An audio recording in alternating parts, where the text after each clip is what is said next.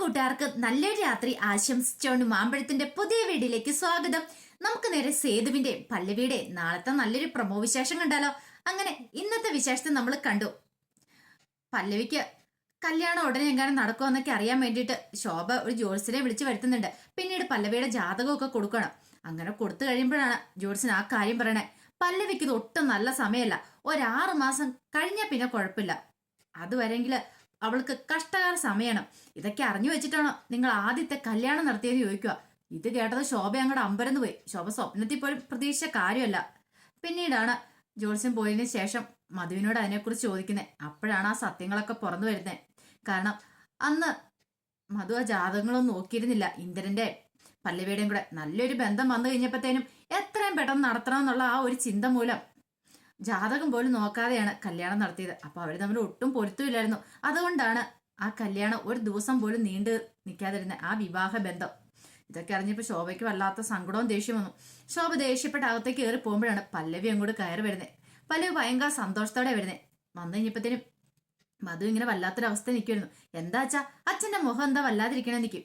ഒന്നുമില്ല, എന്തോ കാര്യമുണ്ട്, എനിക്കറിയാന്ന് പറയാ. ഒരു കാര്യമില്ലാതെ എന്റെ അച്ഛൻ ഇങ്ങനെ വിഷമിച്ചിരിക്കുവാന്ന് എനിക്ക് തോന്നില്ല എന്ന് പറയണം. ഈ സമയം മധുവിന്റെ മുഖം അങ്ങോട്ട് സങ്കടം കൊണ്ട് വല്ലാത്തൊരവസ്ഥയെ. താൻ കാരണമാണോ തന്റെ മോൾക്ക് ഇങ്ങനെ ഒരു അവസ്ഥ ഉണ്ടായത്?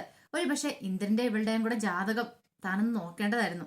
ഈ സമയത്ത് മധു ചോദിച്ചു, അല്ല മോൾക്ക് തോന്നുന്നുണ്ടോ മോളുടെ ജീവിതം തകർത്ത അച്ഛനാന്ന് തോന്നുന്നുണ്ടോ എന്ന് ചോദിക്കുക. ഇത് കേട്ടതും പല്ലവി ചോദിച്ചു, എന്താ വെച്ചാ അച്ഛൻ ഇങ്ങനെയൊക്കെ പറയണേ എന്താന്ന് ചോദിക്കുക. ഈ സമയത്ത് പല്ലവിയോട് മധു പറഞ്ഞു, അതെ ഞാനൊരു തെറ്റ് ചെയ്ത് മോളെന്ന് പറയണത്. തെറ്റ് ചെയ്ത എന്ത്? അല്ല, മോളുടെ ആ ഇന്ദ്രന്റെയും ജാതകം അന്ന് എൻ്റെ അമ്മ തന്നു വിട്ടായിരുന്നു നോക്കാനായിട്ട്. പക്ഷെങ്കിൽ മോൾക്ക് നല്ലൊരു വിവാഹബന്ധമാണല്ലോ വരുന്നതെന്നോർത്ത് ഞാൻ ജാതകം ഒന്നും നോക്കിയില്ല. പക്ഷെ മോൾക്കിത് നല്ല സമയമല്ല എന്നാ ആ ജ്യോത്സ്യൻ പറഞ്ഞ്. അതുകൊണ്ട് എങ്ങനെയൊക്കെ സംഭവിച്ചതെന്ന്. ഒരു പക്ഷെങ്കിൽ ഞാൻ അന്ന് ആ തെറ്റ് ആവർത്തിക്കില്ലായിരുന്നു. ഒരു കാര്യം പറഞ്ഞിട്ടുണ്ടെങ്കിൽ അന്ന് അത് മിക്കവാറും ആ ജാതകം നോക്കുമായിരുന്നെങ്കിൽ ഇങ്ങനെ അവസ്ഥ എൻ്റെ മോൾക്ക് വരില്ലായിരുന്നു. നിങ്ങൾ തമ്മിൽ ചേരില്ല എന്ന് അന്ന് ജാതകം നോക്കി ആരെങ്കിലും പറയുമായിരുന്നെങ്കിൽ ഒരിക്കലും ഈ വിവാഹബന്ധം നടക്കില്ലായിരുന്നു. അപ്പൊ ഞാനല്ലേ ഇവിടെ തെറ്റുകാരനായി. ഞാൻ എൻ്റെ മോളോട് ചതിയല്ലേ ചെയ്തേന്ന് ചോദിക്കാം.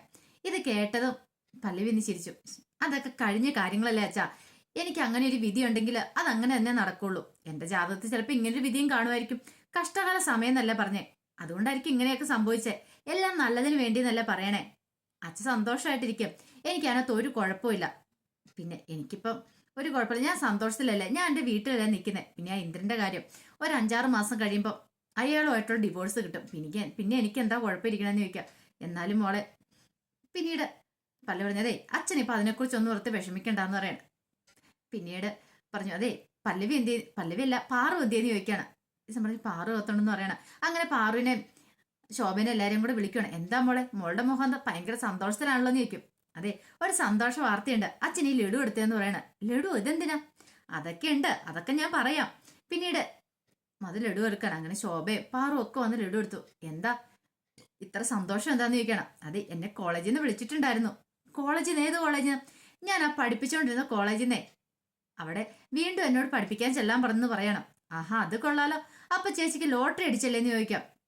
എന്റെ നിരപരാധം അവർക്ക് ബോധ്യപ്പെട്ടു, അതുകൊണ്ടാന്ന് പറയാ. ഇത് കേട്ടതും ശോഭ പറഞ്ഞു, അല്ലെങ്കിലും എന്റെ മോള് തെറ്റുകാരിയല്ലെന്ന് അവർക്ക് മനസ്സിലാക്കണം, അതുകൊണ്ടായിരിക്കും ഇങ്ങനെ മോളെ തിരികെ എടുത്തെന്ന് പറയാം. ഇനി നാളെ തൊട്ട് ജോലിക്ക് പോണെന്ന് പറയാം. അത് മാത്രല്ല ഇതിന്റെ പിന്നില് സേതുവേടനാന്ന് തോന്നേ. സേതുവേടനാണ് ആരെ കൊണ്ടൊക്കെയോ റെക്കമെൻഡ് ചെയ്യിച്ചതെന്ന് തോന്നേ. എന്റെ നിരപരാധം അവർക്ക് ബോധ്യപ്പെടുത്തി കൊടുത്തേ, അതുകൊണ്ടാണ് എനിക്ക് ജോലി തിരികെ കിട്ടിയെന്ന് പറയാം. ഇത് കേട്ടും മധു പറഞ്ഞു, അല്ലെങ്കിൽ സേതു നല്ലവനാ മോളെ ആ ബന്ധം അന്ന് അങ്ങനെ നശിച്ചു കഴിഞ്ഞപ്പോഴത്തോടെ നിന്നെ ഇത്ര വരെ എത്തിച്ച അവനല്ലേ. കാരണം എങ്ങും അല്ലാതായി പോകുന്ന നിന്റെ ജീവിതത്തെ വീണ്ടും ജീവിതത്തിലേക്ക് തിരികെ കൊണ്ടുവന്ന് അവനല്ലേ എന്ന് ചോദിക്കുക. ഇതൊക്കെ കേട്ട് കഴിഞ്ഞപ്പോൾ പാറു പല്ലവിനെ നോക്കി ഒന്ന് ചിരിക്കുകയാണ്. പക്ഷെ ശോഭയ്ക്ക് അത് അത്ര അങ്ങോട്ട് ഇഷ്ടപ്പെട്ടില്ല. അല്ലെങ്കിൽ തന്നെ സേതുവായിട്ട് പല ഗോസിപ്പുകളൊക്കെ ഇറങ്ങുന്നുണ്ട്. പിന്നീട് പല്ലവി നേരെ അകത്തേക്ക് പോവാണ്. ഈ സമയം പാറു പറയുമെന്നും എനിക്ക് മനസ്സിലായി ഭയങ്കര സന്തോഷത്തിലാന്നുള്ള കാര്യം. എന്താ? ഒന്നുമില്ല എന്ന് പറയണ. ചെന്നോണ്ടെ ബാഗൊക്കെ വെച്ചതിന് ശേഷം പല്ലവി നേരെ സേതുവിനെ ഫോൺ ചെയ്യണം. സേതുവേട്ടാ തിരക്കിലാണോന്ന് ചോദിക്കണം. അല്ല പറഞ്ഞു. അതെ ഒരു സന്തോഷ വാർത്തയുണ്ട്, അത് പറയാൻ വേണ്ടി ഞാൻ വിളിച്ചെന്ന് പറയും. അല്ല സന്തോഷ വാർത്ത എന്താ? അതെ എന്നെ കോളേജിൽ നിന്ന് വീണ്ടും വിളിച്ചിട്ടുണ്ട് കേട്ടോ, അതിന് താങ്ക്സ് പറയാൻ വിളിച്ചാ. അതിന് താങ്ക്സ് എന്നോട് എന്താണ് പറഞ്ഞേ? സേതുവേട്ടൻ കാരണം ജോലി തിരികെ കിട്ടിയത് എനിക്കറിയാം. സേതുവേട്ടൻ ആരെ കൊണ്ടൊക്കെയോ റെക്കമെൻഡ് ചെയ്യിച്ചിട്ടുണ്ട്. സേതുവേട്ടന്റെ ആരൊക്കെ അവിടെ ഉണ്ടെന്നല്ലേ പറഞ്ഞേ, സേതുവിന്റെ ഫ്രണ്ട് ആരണ്ടൊക്കെ ഇപ്പൊ എനിക്കും മനസ്സിലായി എന്ന് പറയണേ. അതൊന്നും കുഴപ്പമില്ല എന്ന് പറയണേ. ഇതെല്ലാം പാറു കേൾക്കുന്നുണ്ടായിരുന്നു. അങ്ങനെ സേതുവിനോട് പറഞ്ഞു, അതെ ഞാനങ്ങോട്ട് വരാം, എനിക്ക് സേതുവേണ്ണെ ഒന്ന് നേരിട്ട് കാണാമെന്ന് പറഞ്ഞാൽ ശരിയെന്ന് പറഞ്ഞ് സേതു ഫോൺ വെക്കുക. ഈ സമയം പാറു ചോദിച്ചു, എന്തായിരുന്നു സേതുവേട്ടനുമായിട്ടൊരു കിന്നാരെന്ന് ചോദിക്കുക. അതൊക്കെയുണ്ട്, അതൊന്നും പറയില്ല എന്ന് പറയണം. എനിക്ക് മനസ്സിലായി വെറും കിന്നാരം മാത്രമുള്ളോ അതോ അതിനപ്പുറത്തേക്കും ഉണ്ടോന്ന് ചോദിക്കണം. അതേടി എനിക്ക് ഇഷ്ടം സേതുവേണ്ണെ, പ്രണയം എന്ന് പറഞ്ഞാൽ കട്ട പ്രണയമാന്ന് പറഞ്ഞു സേതുവേണ്ണനോട്. അപ്പൊ ഈ സമയം ഫോണ് പാറു വരുന്നുണ്ടപ്പത്തേനും വെച്ചോണ്ട് കട്ടായിട്ടില്ലായിരുന്നു. സേതു ഇത് അങ്ങേ തലയ്ക്കെന്ന് കേട്ടു ഈ പറയുന്ന കാര്യങ്ങളൊക്കെ. ഇതും പറഞ്ഞിട്ട് പല്ലവി അങ്ങോട്ട് ഇറങ്ങിപ്പോവാണ്. പാറു പറഞ്ഞു, എന്റെ ദൈവമേ ഇതെവിടെ ചെന്ന് എത്തി നിൽക്കുമെന്ന് അറിയത്തില്ല, ഈ പല്ലവി ചേച്ചിയുടെ ഒരു കാര്യം എന്നൊക്കെ പറഞ്ഞ് പാറു ചിരിച്ചുകൊണ്ട് പാറു അങ്ങോട്ട് കയറി പോവാ. ഈ സമയത്ത് സ്വാതിനെ വിളിച്ചിട്ട് സ്വാതിയുടെ ഫ്രണ്ട് ആ കാര്യങ്ങളൊക്കെ പറയുന്നേ. അന്ന് നീ ഒരു പ്രശ്നം ഉണ്ടാക്കിയില്ലേ, ആ വീഡിയോ പിടിച്ചില്ലേ, ആ പല്ലവി ടീച്ചർ അവരെ വീണ്ടും കോളേജിലേക്ക് പഠിപ്പിക്കാൻ വരുമോന്ന് പറയാം. ഇത് കേട്ട് സ്വാതിയുടെ മുഖം അങ്ങോട്ട് മാറി. സത്യമാണ് നീ പറയണെന്ന് നിൽക്കും. സത്യ പറഞ്ഞേ, അതെ അടുത്ത ദിവസം മുതൽ അവർ ക്ലാസ്സിലേക്ക് വരുമെന്ന് പറയണം. മിക്കവാറും ഇനി നിനക്കിട്ടുള്ള പണിയായിട്ടായിരിക്കും വരുന്നതെന്ന് പറയാം. ഇത് കേട്ട് സ്വാതി പറഞ്ഞു, അവരിങ്ങോട്ട് വരട്ടെ, അവർക്കിടയും വെച്ചിട്ടുണ്ടെന്ന് പറയാം. അതെ സ്വാതി, നീ ഇനി വേറെ പ്രശ്നങ്ങളൊന്നും ഉണ്ടാക്കാൻ പോണ്ട, അല്ലെങ്കിൽ തന്നെ അറിയാലോ അന്ന് നീ ആ വീഡിയോ പിടിച്ചെന്നുള്ള കാര്യങ്ങളൊക്കെ അറിഞ്ഞിട്ടുണ്ട്. അതുകൊണ്ട് ഇനി ഒരു പ്രശ്നം ഉണ്ടാക്കാൻ പോകണ്ടെന്ന് പറയണം. പിന്നെ ഈ സ്വാതിയുടെ കളി എന്ന് പറഞ്ഞ് സ്വാതി ദേഷ്യപ്പെട്ടിരിക്കുകയാണ്. അപ്പോഴാണ് ഋതു അങ്ങോട്ട് വരുന്നത്. നീ എന്താ വലിയ ദേഷ്യത്തിരിക്കണെന്ന് ഒന്നുമില്ല, എന്തോ കാര്യമായിട്ടുണ്ടല്ലോ. അതെ അന്നാ കോളേജിൽ ആ പ്രശ്നം ഉണ്ടായില്ലേ, എന്നെ എപ്പോഴും ഒരു ടീച്ചർ ഹരാസ് ചെയ്യല്ലായിരുന്നോ, അവരന്ന് പുറത്താക്കില്ല കോളേജിൽ നിന്ന്, അവരെ വീണ്ടും കോളേജിലേക്ക് തിരിച്ചെടുത്തുന്ന. അതിപ്പോ എന്റെ ഫ്രണ്ട് വിളിച്ചു പറഞ്ഞാന്ന് പറയും. അതാണോ കാര്യം, അത് നീ ഇത്ര വിഷമിക്കണതാ, എനിക്ക് അവരെ കണ്ണെടുത്താ കാണത്തില്ല, അതാ ചേച്ചിന്ന് പറയണ. അതൊന്നും നീ വലിയ കാര്യമാക്കണ്ട, നീ കോളേജ് ആവുമ്പോ ക്യാമ്പസ് ആവുമ്പോ ഇങ്ങനത്തെ പ്രശ്നങ്ങളൊക്കെ ഉണ്ടാകുന്ന, നീ വലിയ മൈൻഡ് ആക്കേണ്ട കാര്യമില്ല. ഇനിയിപ്പോ കൂടുതൽ ഇനി അവരെന്തെങ്കിലും പറയാണ്, നീ ഒരു കാര്യം ചെയ്യാം, നീ എന്നോട് ഒന്ന് പറഞ്ഞാൽ മതി, നമുക്ക് പ്രതാപനങ്ങളിനോട് പറഞ്ഞ് അവരെ പതുക്കെ അങ്ങോട്ട് ഒതുക്കാന്ന് പറയണം. ശരിയെന്ന് ഋതു പറയണം. ഈ സമയത്ത് സേതുവിനെ കാണാനായിട്ട് പല്ലവി എത്തുവാണ്. സേതുവിനെ കണ്ടു പറഞ്ഞു, എന്തായാലും സേതുവേട്ടൻ ഉള്ളതുകൊണ്ടാട്ടോ എനിക്ക് ഈ ജോലി കിട്ടിയത്, ഇല്ലെങ്കിൽ എനിക്ക് ഈ ജോലി കിട്ടില്ലായിരുന്നു പറയാം. ഇത് കേട്ടതും സേതു പറഞ്ഞു, അതിന് എന്നോട് താങ്ക്സ് പറയേണ്ട കാര്യമൊന്നും ഇല്ലാന്ന് പറയണ, നമ്മൾ തമ്മിൽ ഫ്രണ്ട്സ് അല്ലേ, അപ്പൊ ഒരു താങ്ക്സിന്റെ കാര്യം ഉണ്ടോന്ന് ചോദിക്കും. ഇല്ല എന്നാലും എന്ന് പറയണ. അല്ല മുഖം കണ്ടിട്ട് പല്ലവി ഭയങ്കര സന്തോഷത്തിലാണല്ലോ, പല്ലവിക്ക് എന്നോട് എന്തെങ്കിലും പറയാനുണ്ടോന്ന് ചോദിക്കും. പെട്ടെന്ന് പല്ലവി പറഞ്ഞു, പറയാനുണ്ടോന്ന് ചോദിച്ചാ ഉണ്ടെന്ന് പറയും. എന്താ? ഒന്നും ഇല്ലാന്ന് പറയും. എന്തോ കാര്യം പറയാനുണ്ട്, എന്താന്ന് വെച്ചാ പറ. അപ്പൊ സേതു വിചാരിച്ച ആ ഫോണിൽ കൂടെ പറഞ്ഞു കേട്ട കാര്യങ്ങള്, ആ പ്രണയം, അപ്പൊ അതിനെക്കുറിച്ച് എന്തെങ്കിലും തന്നോട് പറയാനാണോ അങ്ങനെ ഒരു ചിന്ത ഉണ്ടാവുന്നുണ്ട്. പെട്ടെന്ന് പല്ലവി എന്താ പറഞ്ഞു, പല്ലവി പറഞ്ഞു, ഞാനൊരു കാര്യം പറയും, പക്ഷെ സേതുവേട്ടൻ അനുസരിക്കുമെന്ന് ചോദിക്കാം. എന്താ? അതെ പൊന്നുമടത്തിലേക്ക് സേതുവേട്ടൻ തിരികെ പോകുമെന്ന് ചോദിക്കാം. ഇത് കേട്ടത് സേതുമാധവന്റെ മുഖം അങ്ങോട്ട് മാറി.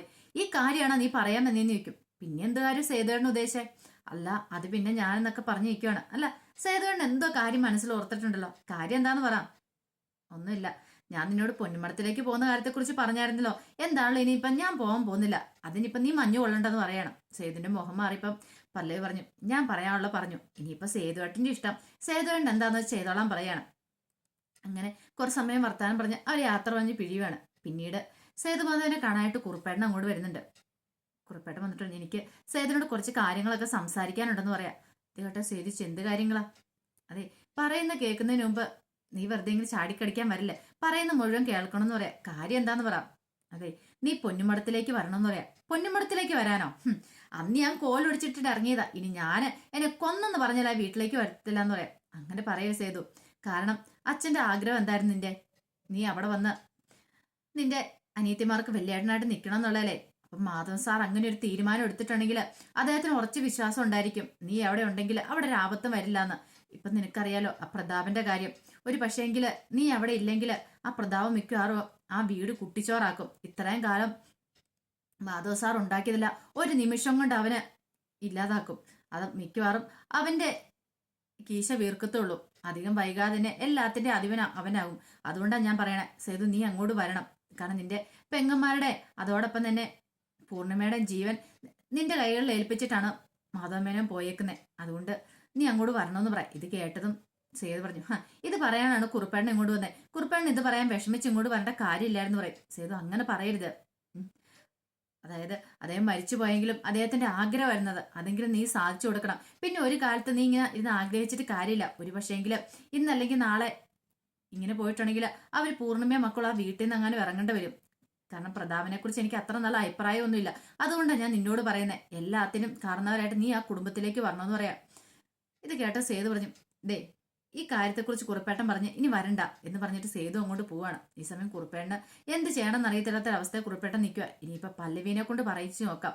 പല്ലവി എന്തായാലും പറഞ്ഞ അനുസരിച്ചാലോ എന്നൊരു ചിന്ത കുറുപ്പേട്ടന്റെ മനസ്സിലുണ്ടാകുന്നുണ്ട്. അങ്ങനെ കുറുപ്പേട്ടൻ പല്ലവിനെ ഫോൺ വിളിക്കുകയാണ്. ഫോൺ വിളിച്ച് കാര്യങ്ങളൊക്കെ പറയാം. പല്ലവി പറഞ്ഞു, ഞാനിന്ന് പറഞ്ഞു നോക്കാം കുറുപ്പേട്ട, പക്ഷേങ്കില് സേതുവേട്ട അനുസരിക്കുമെന്ന് അറിയില്ല. ഞാനിത് അന്ന് തൊട്ട് സേതുവേട്ടനോട് പറയുന്ന കാര്യമാണ്. സ്വഭാവം അറിയാലോ സേതുവേണ്ടേ, ഒരു പക്ഷേങ്കിൽ ആരൊക്കെ പറഞ്ഞു പറഞ്ഞാലും കേൾക്കത്തില്ല. ഞാൻ ഒന്നുകൂടെ പറഞ്ഞു നോക്കാന്ന് പറഞ്ഞുകൊണ്ട് പല്ലവി ഫോൺ വെക്കുക. പിന്നീട് പല്ലവി ആലോചിച്ചു എന്ത് ചെയ്യണമെന്ന് അറിയത്തില്ല. സേതുവേട്ടന്റെ മനസ്സ് മാറ്റാനായിട്ട് എന്തെങ്കിലും ഒന്ന് ചെയ്തേ മതിയാവുള്ളൂ. ഇല്ലെങ്കിൽ പൊന്നുമടത്തിലേക്ക് പോയില്ലെങ്കിൽ ഒരു പക്ഷെ മാധവസാറിന്റെ ആത്മാവിന് പോലും ശാന്തി കിട്ടുമായിരുന്നു പല്ലവിക്ക് മനസ്സിലായി. അപ്പൊ അതിന്റെ വിശേഷങ്ങളൊക്കെയാണ് നമ്മൾ നാളെ കാണാൻ പോകുന്നത്. ആ വിശേഷങ്ങൾക്കായി നമുക്ക് എല്ലാവർക്കും കാത്തിരിക്കാം കേട്ടോ. ആദ്യമായി കാണുന്നവരാണെങ്കിൽ ചാനൽ ഇഷ്ടപ്പെട്ട ഒന്ന് സബ്സ്ക്രൈബ് ചെയ്യാൻ മറക്കരുതേ. അതോടൊപ്പം തന്നെ കണ്ടുകൊണ്ടിരിക്കുന്ന എല്ലാവരുടെ സപ്പോർട്ടിലേക്കും തുടർന്നും പ്രതീക്ഷിച്ചുകൊണ്ട് എല്ലാവർക്കും ഒരിക്കൽ കൂടി നല്ലൊരു രാത്രി ആശംസിച്ചുകൊണ്ട് നിർത്തുന്നു. നന്ദി.